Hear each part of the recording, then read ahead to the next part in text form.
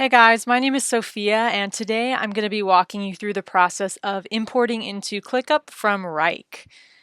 So we don't have an official import from Wrike, but we do have an import CSV feature, which is going to be able to accommodate your entire transition into ClickUp.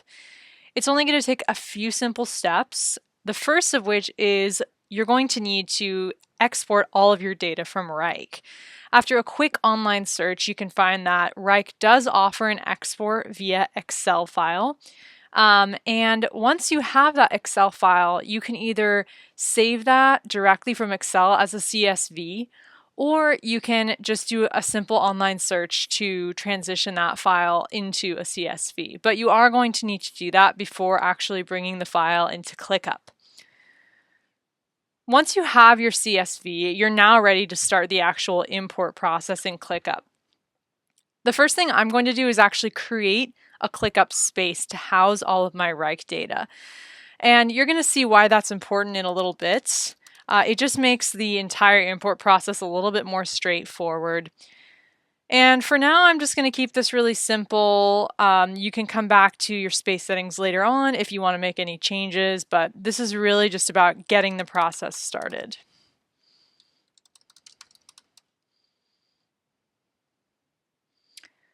All right, now that I have my Wrike space, I'm going to click on my profile avatar and navigate to the import export page of my settings.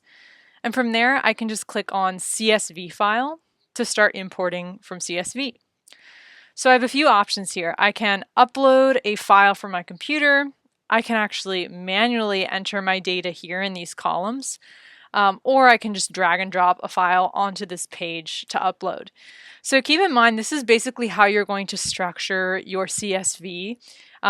We're going to be able to map all of these columns. It's not perfect, but we do our best. And these columns don't need to be in this precise order either. You can arrange them however you want. This is just an example of how I've set up my example CSV that we're going to be importing. So you can see I have my different columns for task, description, assignee, status, all of that stuff to be brought into ClickUp. So now I'm just going to drag and drop my CSV file on. And from here, you're going to see that ClickUp is going to map all of these column titles to the different fields in ClickUp. So I can either confirm the mapping, as I've done here, or I can choose to just ignore a column if I'd rather do that. If something's not quite fitting, like my priority cell here you can see is not quite fitting with one of ClickUp's options, I can just choose one here if I want to map it.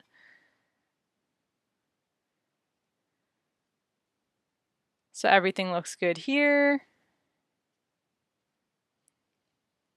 Now I'm going to select a space about where I want to import this file. So I'm going to actually select that Wrike import space that we just created, so I'll be able to find it very quickly. If I was importing something like tags, checklists, or different multiple assignees for a task, I can actually use a different character to delineate that in my CSV, and that's where I would note that. Step 3 is going to be mapping your users. So all of your Wrike users are going to be on the left here, and then you have a few options for mapping those to your ClickUp users.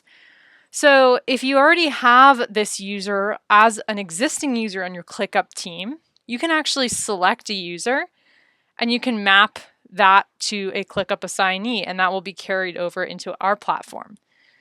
You can also issue an invitation to that Wrike user to join your ClickUp team, so the assignee will be mapped by email. Or you can just choose not to import that user altogether. That user's tasks will still be carried over. It just won't have the assignee information attached to it. Now you're going to be able to map your statuses. So you can see in Wrike I have closed, in progress, pending, and status as my statuses. So over here I can either map them to a ClickUp status, or I can create a new status if it's not one that ClickUp recognizes from those simple open and closed options. And then lastly, I'm just going to select my date format. Which way would I prefer to see my day, month, and year outlined?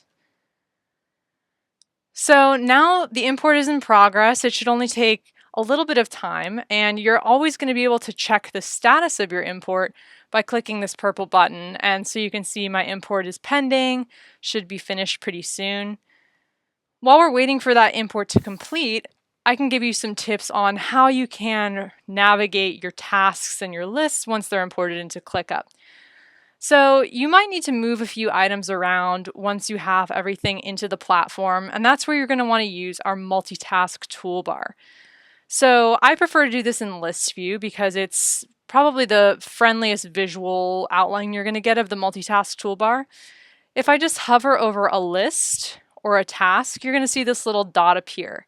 Once I click on that, my multitask toolbar is going to pop up. And from there, I can actually set assignees in bulk.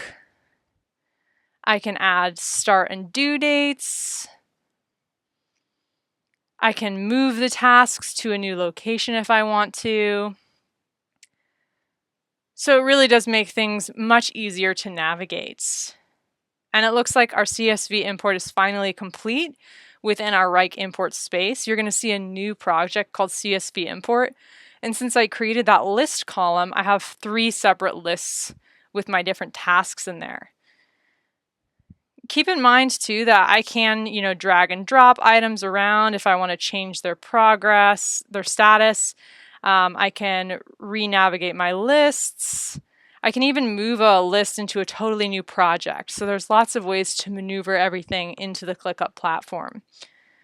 Well, I hope that helps. That's just a little bit of insight into how you can transition from Wrike into ClickUp.